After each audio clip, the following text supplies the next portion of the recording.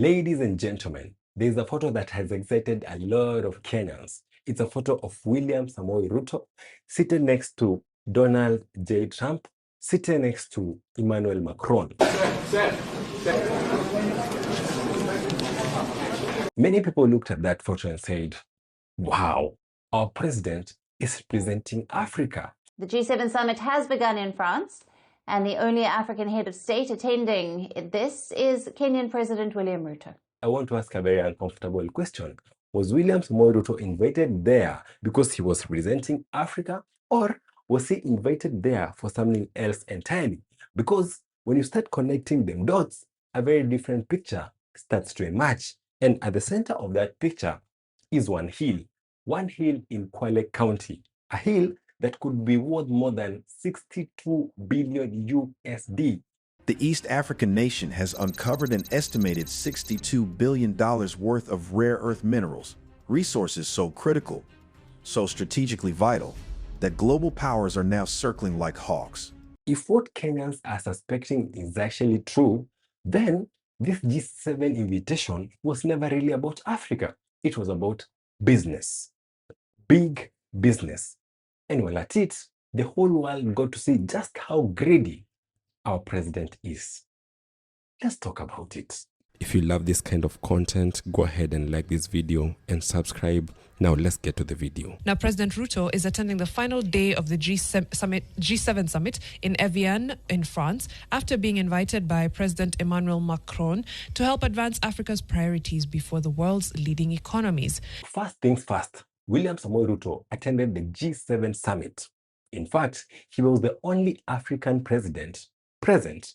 Immediately, government apologists and supporters started celebrating. They said that Kenya had been honored. They said that Africa had been honored. They said that William Samoei Ruto had gone there to represent African continent. But I have a problem with that explanation, a very serious problem, because let us just assume that it's true that William Samoei Ruto went there to represent Africa. Why William Samoei Ruto? I want you to think about it. This is a president who is facing enormous pressure back at home. This is a president whose legitimacy has been questioned by millions of people since the events of June 2024. This is a president who has been forced to bring parts of opposition into government just to calm the political situation in the country. This is one of the most controversial leaders in the continent today. So why exactly would France and America decide that this is the man who best represents Africa?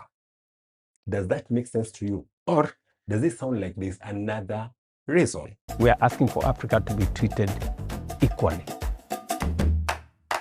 You see, one thing I've learned about politics is that powerful countries rarely do anything out of kindness. They do things out of interest, always. When America moves, there is an interest. When France moves, there is interest. When one leader suddenly becomes interested in one African president, best believe there is interest. And that brings us back to Mrima Hill. Salam guys, this is the final part and the part 3 of Mrima Hill and maybe possibly who killed Jacob Juma.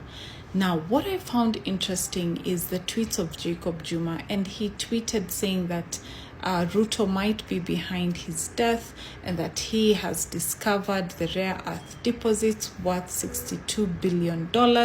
Now, let me ask you something. Have you ever heard of Mrima Hill? Most Kenyans have heard of the name, but very few understand its significance.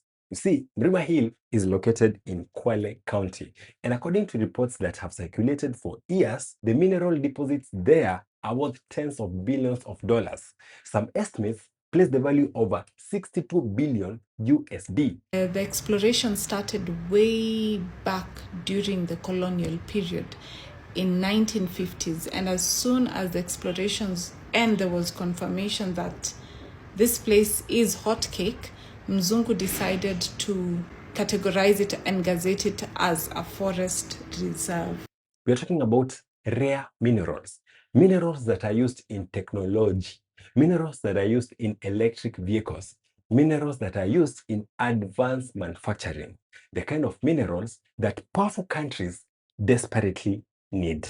A decade later now, Kenya wants to relaunch its mining sector. And suddenly, the picture starts looking different because America is currently competing with China. As global powers like the US and China compete for rare earth dominance, Technology has become the new battlefield, and minerals are the new ammunition. What about France? France has been losing influence across African countries.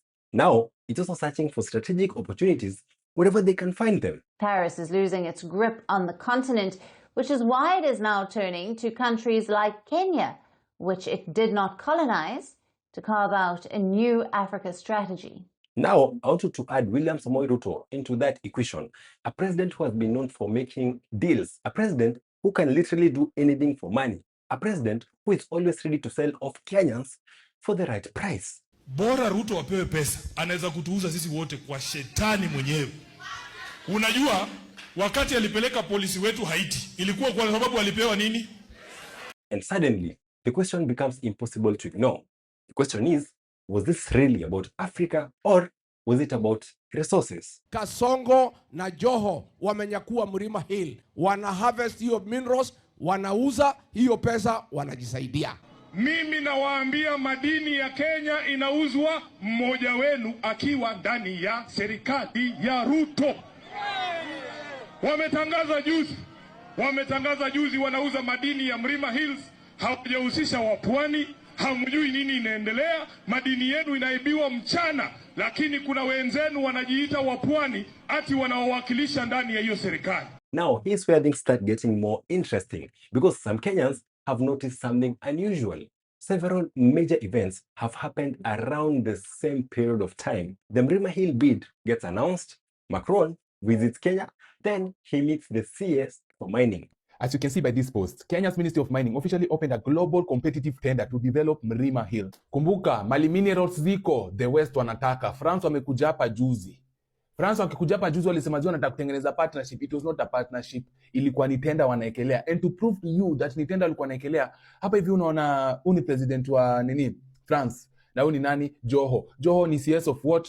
Ministry of Mining, Blue Economy and Maritime Affairs.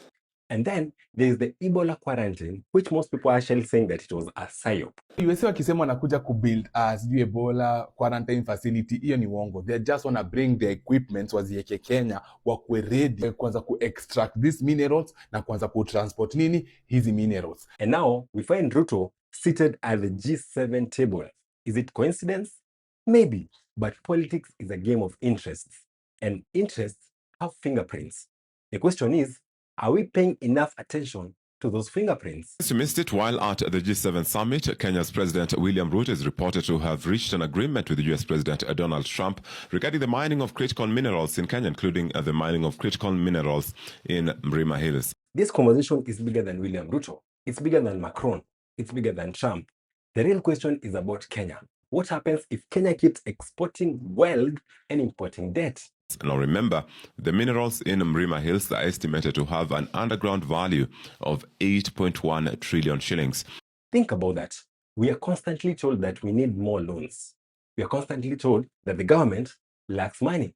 As we undertake raising money using our mature assets as a nation. We are constantly told that we need to make sacrifices. Yet, we are sitting on enormous natural resources. So why do we remain poor? Why do we remain indebted? Why are we always looking to borrow?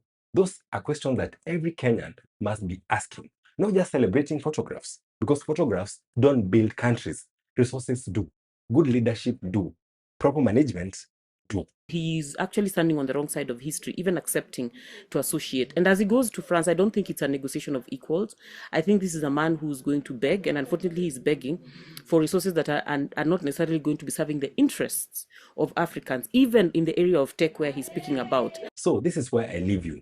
When you saw that photo with Ruto, Trump, and Macron, what did you see? Did you see a president representing Africa? Or did you see powerful people discussing powerful interests? Because one thing is certain, the future of Kenya will not be determined by those who sit at the table. It will be determined by what is agreed at that table. Every African country that is warlocked, half of them, actually 3/4 of them, have resources of which Western countries, or let's say militia or greedy politicians, want to have a part of. Jacob Juma was eliminated because he had an idea of what was in Mrima Hill. If Kenyans are not paying attention, then we may wake up one day and discover that our greatest national treasure was actually negotiated away while we were busy celebrating a photograph. If we flip for some reason, and politicians like the ones we have right now in Kenya get control of Mrima Hill, we will not only lose Mrima Hill, we will lose the control of our country. Subscribe.